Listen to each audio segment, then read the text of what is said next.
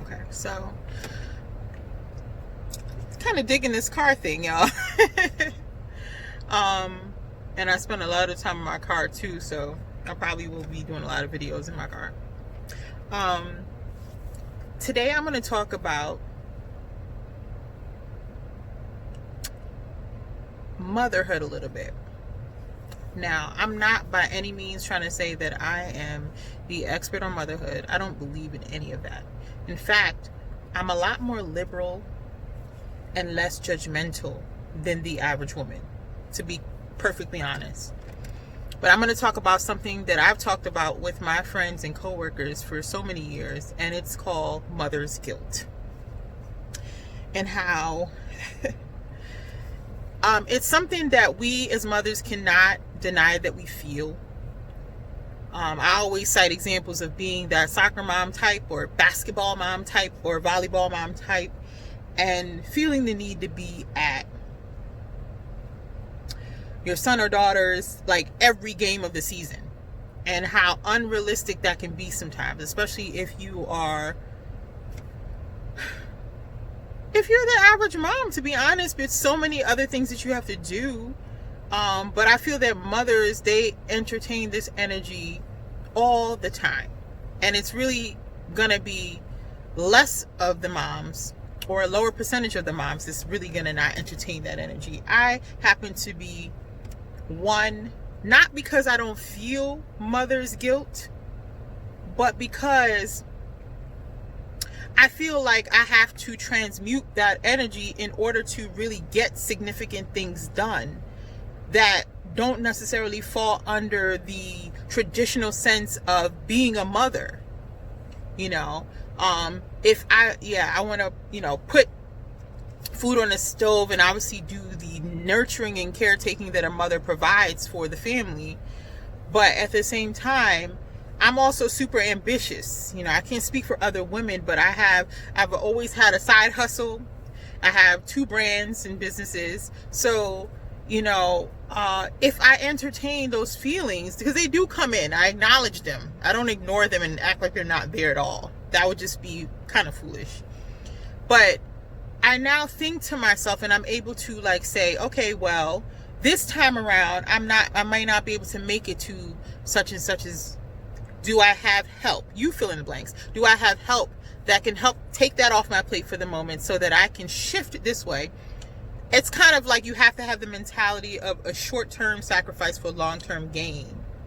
And as your children grow up, it's a good idea to let them know what this whole thing is about. Let them know what your whys are as far as pursuing certain goals in life, because then they'll help you. They're already inclined to help you as their mom, but they'll definitely help you. So I just feel like I take the Shonda Rhimes approach to it. I think maybe it was around the time she released her book, The Year of Yes. She highlighted that if she hadn't made some of those sacrifices regarding her 3 daughters, then she wouldn't be able to build Shondaland, and so that they could see their mom creating such a big production, so they could see their mom reach levels of success that are record breaking. In order to, there will have to be sacrifices. The idea is that you want to be strategic and thoughtful about these sacrifices.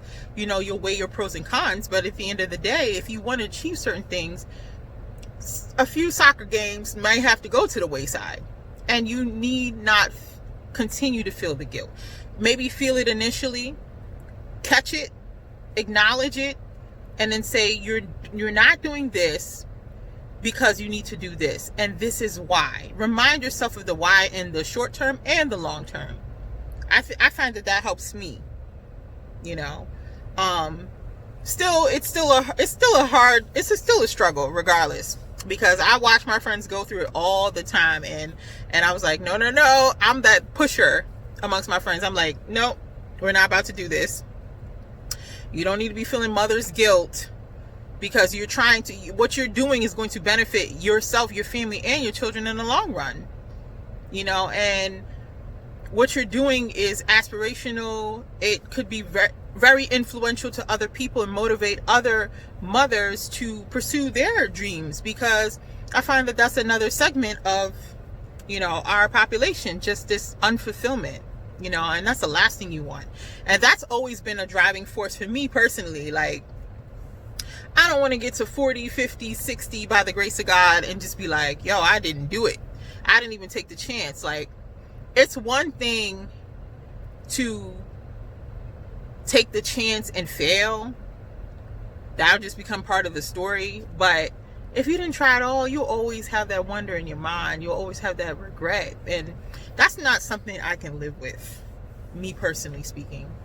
So I'm just always trying to encourage people, or women around me, mothers around me, to take the help too. That's one thing I always highlight. I have a sister, she doesn't have any children, but she's a super auntie. And even if we go through hell and back, which we do, I still acknowledge her as being a saving grace for me. Being able to help me, being enthusiastic about it, wanting to, even if her main motivation is because she wants to spend time with her niece, her niece or her nieces, I have 2 sisters, then so be it. I'm gonna let her go. Take the help. Because what's happening sometimes is us as mothers, that mother's guilt spills over into this section too. We don't take the help when it's offered to us. We feel guilted. We feel like, oh, it's a sign that we're not a good mother. But now we reach out to all these programs that have been placed on us since we were basically babies. Societal pressures to, and I get it. Don't get me wrong. There is a thing called balance. And, between you and your family, you'll have to find out what that is for you. But at the end of the day, something's got to give too, because you don't want to get older and just feel like you didn't do anything with your life but be a mother, even though that's a big thing in itself. Don't get me wrong. I love being a mother. It is the single most thing that keeps me driving. Sometimes when I'm in the worst of moods or the worst of seasons, it's like that is it for me. Like, I'm a mom and I just watch this girl, my daughter, grow, as well as watch my niece grow, and it is the best thing ever. I thoroughly enjoy it, especially at the ages that they are now. So I'm not saying just be a deadbeat mom. I'm not saying that, but give yourself a chance to do big things in life. Give yourself a chance to find your own level of success in other areas that are not related to being a mother. That's still okay. Don't be so hard on yourself. I find that too with women. They're so hard on themselves, and I'm looking at them like, wow, I need to try harder. They make me want to try harder because they are like doing it. Like, they're making it to all the games. I get it. They're making it to most of the games. They're doing so much. And I'm like, I so admire them, but at the same time, I know in my mind, I need to keep that intricate balance that will shift and change every season too, which is necessary because you got to remain flexible. I mean, look at what we're going through now with the pandemic and the quarantines and the unpredictability of everything. So it's just something to keep in mind. It's something to have always kept in mind and to continue to keep in mind as we progress in this world and this life. What else do I need to say on it? Yeah, I mean, that's pretty much it. I just feel like moms are so hard on themselves. Give yourself a chance. Okay, so with that said, I think that's all on that topic. Now, I know I will continue on that topic because questions will rise up and this conversation will be ongoing. I'm 100% sure of it. And I'm very open to and willing to have these conversations because they're about, my demo. So that's it for now. Please be sure to subscribe to my channel and make sure you put on your post notifications so that you can know when my videos go up. I would really appreciate that. Follow me on IG too, Instagram. It's Fabfola, all one word. And reach out to me. Send me emails with questions or DM me with questions about topics and things that you want me to discuss or talk about. I really would appreciate it. Thank you. So we'll see you in the next video.